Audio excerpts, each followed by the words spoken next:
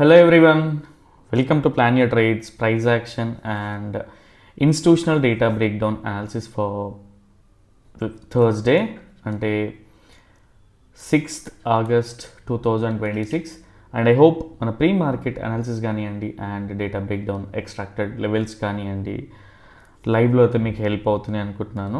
And ఒకసారి క్విక్గా ఈరోజు ప్రైస్ యాక్షన్ రీక్యాప్ చూద్దాం. సో మనం ఏం ఎక్స్పెక్ట్ చేస్తుండే అండ్ ప్రైస్ ఎలా రెస్పెక్ట్ ఇచ్చింది, మన ఏదైతే ప్రెడిక్టెడ్ జోన్స్ ఉన్నాయో అండ్ లెవెల్స్ ఉన్నాయో. And at the same time రేపు వచ్చేసి సెన్సెక్స్ ఎక్స్పైరీ కూడా ఉంది. సో ప్రీ మార్కెట్ అనాలిసిస్ చాలా చాలా important. Same way post market కూడా చాలా ఇంపార్టెంట్ బికాజ్ మీకు కన్విక్షన్ ఎలా బిల్డ్ చేసుకోవాలి ఏంటి అనేది అట్లీస్ట్ ఎక్కడైనా కోర్స్ జాయిన్ అవ్వకున్నా ఆర్ పర్సనల్గా మీకు ఎవరైనా మెంటర్ లేకున్నా కూడా సో ఇది చాలా చాలా యూజ్ అవుతుంది బేసిక్గా. టీకే ఫస్ట్ ఆఫ్ ఆల్ మనకి ఈరోజు కోసం ఏదైతే వెనస్డే ఉండిందో అంటే మనకి ట్యూస్డే తర్వాత ఎవ్రీ ఎక్స్పైరీ తర్వాత బేసిక్గా నిఫ్టీ ఎక్స్పైరీ తర్వాత నిఫ్టీ ఇంట్రాడే కోసం అనేవి మనకి పొజిషన్స్ ఉండవు. సో మనం డిస్కస్ చేసుకున్న లెవెల్స్ వచ్చేసి ఈ రోజు కోసం ఏంటి అంటే సో ఈ లెవెల్ ఏదైతే ఉందో it is going to be strong support level అని డిస్కస్ చేసుకున్నాం బికాజ్ అంత ఈజీగా బ్రేక్ డౌన్ అవ్వదు. అండ్ బ్రేక్ డౌన్ అయితే మనకి 1:1 1:2 టార్గెట్స్ వస్తాయి. సో ఎప్పుడైతే ప్రైస్ ఈ లెవెల్కి వచ్చి కన్ఫర్మేషన్ ఇస్తూ ప్రైస్ పైకి వెళ్తూ ఉంటుందో this is going to be or medium probability bullish scenario అని డిస్కస్ చేసుకుంటే and same way in case price confirmation ఇచ్చి బ్రేక్ డౌన్ అయ్యి క్రిందికి వెళ్తూ ఉంటే this is going to be or medium probability bearish scenario అని డిస్కస్ చేసుకున్నాం.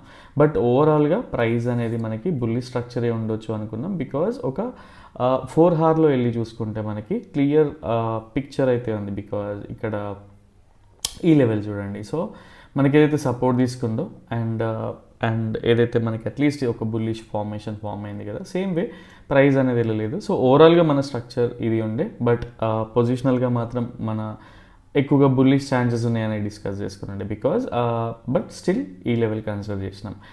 And ఒకసారి క్విక్గా మీకు నేను ఏదైతే ప్లాట్ చేస్తానో అవి కూడా ప్లాట్ చేసి చూపిస్తా. అంటే అట్లీస్ట్ మీకు ఏంటి అంటే సపోర్ట్ అండ్ రెసిస్టెన్సెస్ నేను ఎలా ప్లాట్ చేస్తున్నా ఏంటి అనేది మీకు ఒక క్లియర్ ఐడియా వస్తుంది. సో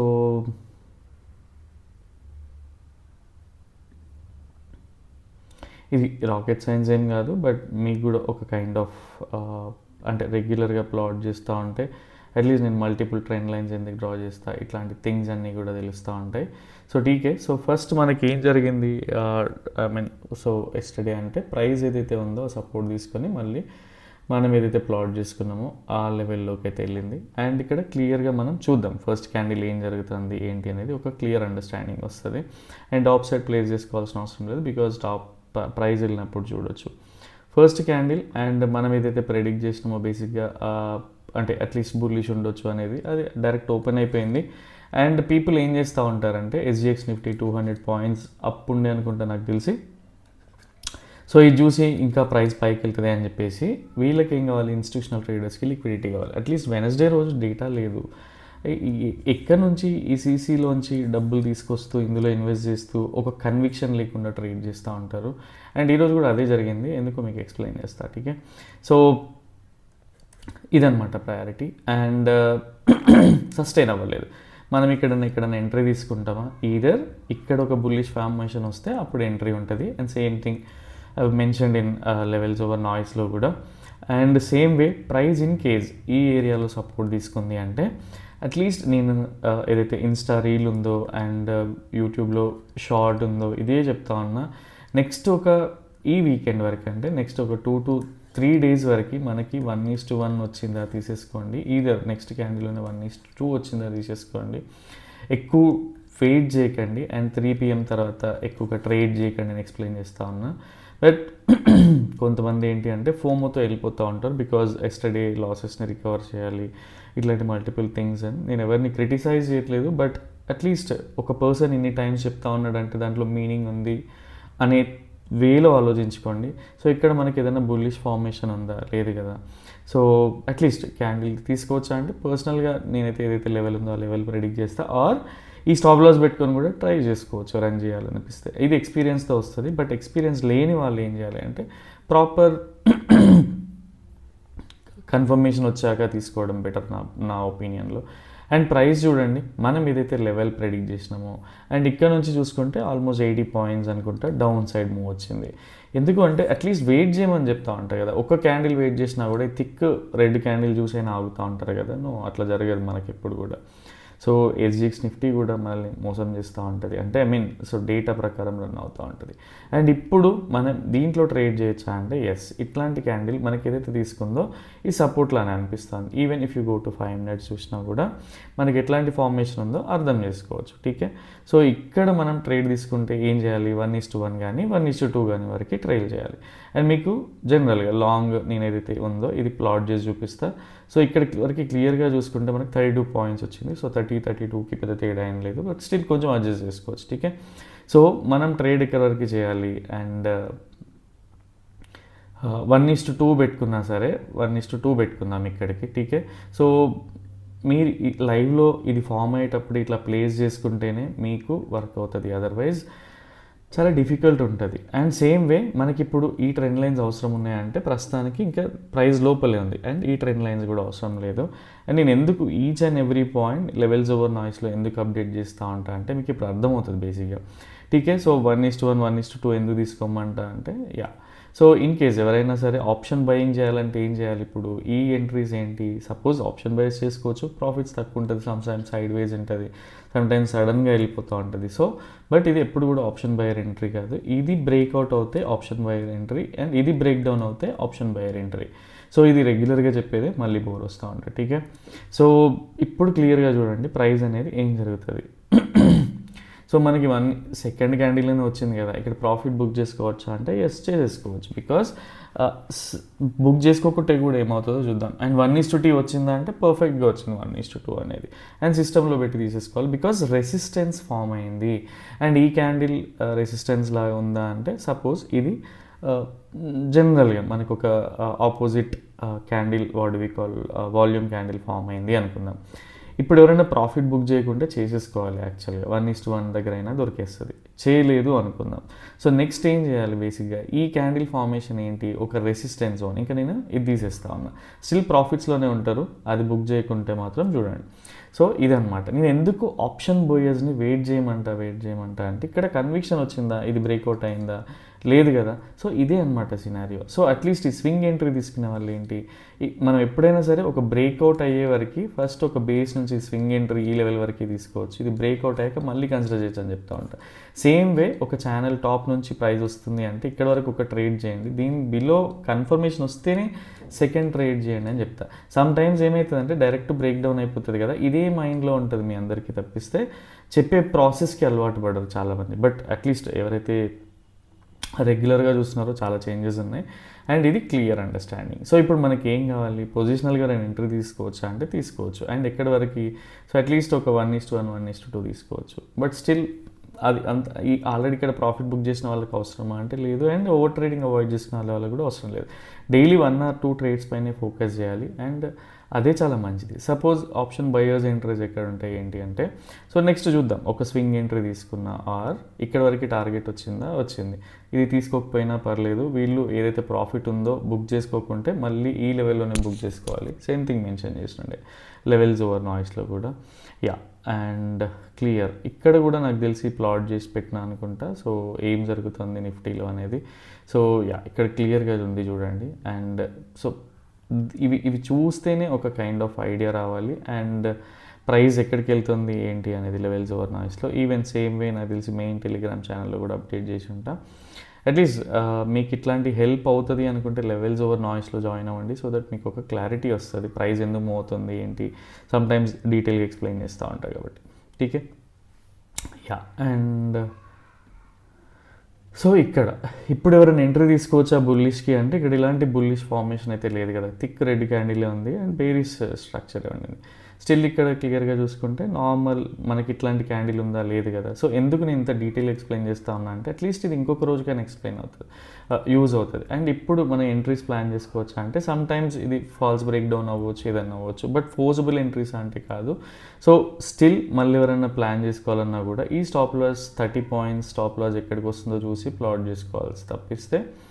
సో అంటే ఒక మార్కెట్కి కొంత ఇవ్వడానికి రెడీగా ఉంటే తప్ప ఈ ట్రేడ్ అయితే వర్క్ అవ్వదు. అండ్ చూద్దాం, ఇది ప్లాట్ చేసుకొని చూద్దాం నెక్స్ట్ క్యాండిల్ పైకి వస్తుందా లేదా అండ్ ఏం జరుగుతుంది అనేది మీకు ఒక క్లారిటీ వస్తుంది. సో ట్రేడ్ వెళ్ళిపోయింది అండ్ మనం ట్రేడ్ తీసుకోలేదు, that's fine, TK. At least retracement వస్తే మళ్ళీ ఏం చేయొచ్చు. ఎందుకు రిట్రేస్మెంట్ వస్తుంది అంటే ఇక్కడ క్లియర్గా అర్థం చేసుకోండి, ఇది 50 MA ఫాల్స్ బ్రేక్ డౌన్ అయింది అండ్ మళ్ళీ మనకి ఎంట్రీ ఛాన్సెస్ ఉన్నాయా అంటే ఇప్పుడు క్లియర్గా చూడండి. సో దీన్ని రిజెక్ట్ చేసింది ఈ క్యాండిల్ అనేది. మళ్ళీ మనం 1:1 1:2 చేసుకోవచ్చా అంటే చూద్దాం. 1:2 మన జనరల్గా మనకి what we call 50 MA break down అయితే మోస్ట్ ఆఫ్ ద టైమ్స్ మనకి ఎక్కువగా 100 MA వరకు ట్రేడ్ అయితే జరుగుతూ ఉంటుంది. బట్ ఈరోజు వచ్చిందా లేదా చూద్దాం. అండ్ మనకేంటి ఫస్ట్ మెయిన్ ట్రేడ్ అయిపోయింది అండ్ ఈ ట్రేడ్ వస్తే ఓకే, దట్స్ ఫైన్, లేదంటే వదిలేయాలి ఫోర్సిబుల్గా. అండ్ నెక్స్ట్ క్యాండిల్ ఏం చేసింది, ప్రాపర్ రిజెక్షన్ మళ్ళీ వచ్చింది. సో ఈ లెవెల్లో ఎంట్రీ తీసుకున్నా కూడా మళ్ళీ మనకి ఎంత కావాలి, 1:1 1.5 కావాలి. అండ్ సో ఇక్కడ మనకి 1:2 ఉంది, బట్ 1:1.5 వచ్చిందా లేదా క్లియర్గా చూసేసుకొని ఎగ్జిట్ అయిపోతే బెటర్. లేదా ఆల్రెడీ ప్రాఫిట్లో ఉంటాం, దీన్ని ట్రయల్ చేయొచ్చు. అండ్ నెక్స్ట్ క్యాండిల్ చూద్దాం ఏం జరిగింది అనేది.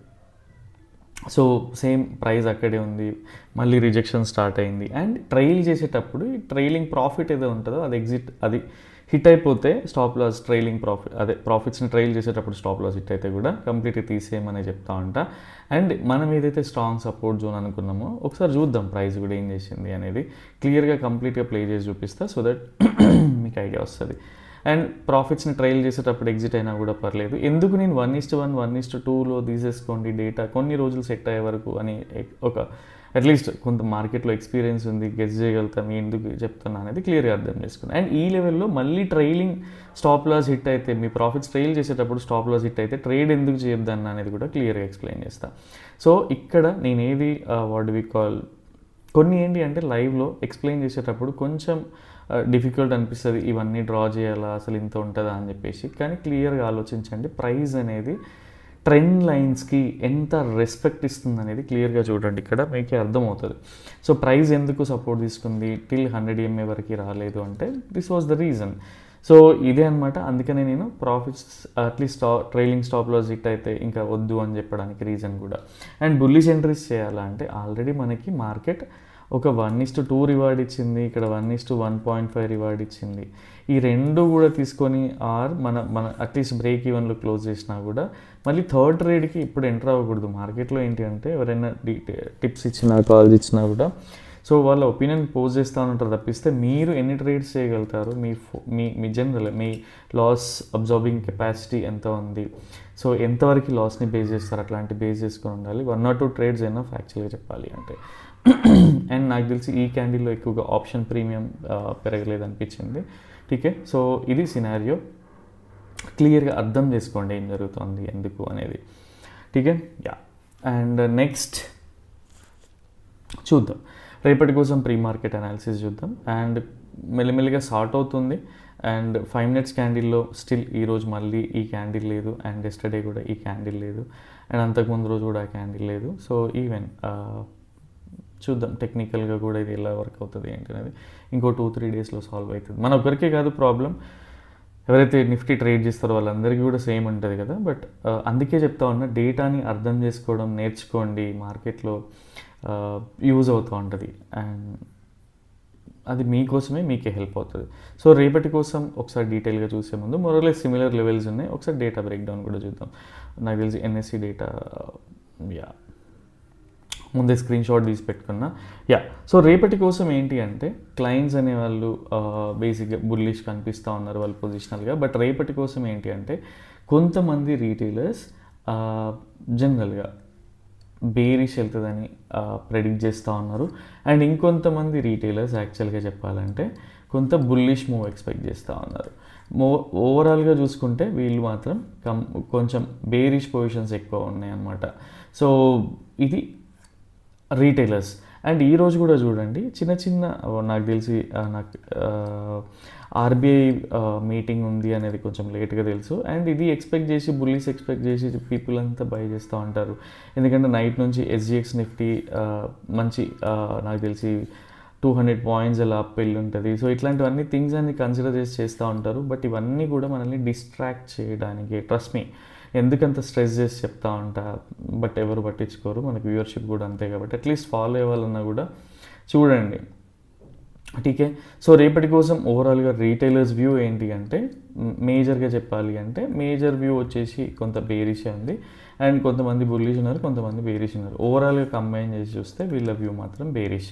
And when it comes to FIs ఏం చేస్తూ ఉన్నారు రేపు అంటే, ఇందులో కూడా కొన్ని ఫర్మ్స్ అనేవాళ్ళు ఉంటారు, బట్ ఓవరాల్గా వీళ్ళ స్ట్రక్చర్ చూసుకుంటే వీళ్ళలో కూడా కొంచెం బుల్లిష్ పొజిషన్స్ ఉన్నాయి అండ్ కొంచెం బేరిష్ పొజిషన్స్ ఉన్నాయి.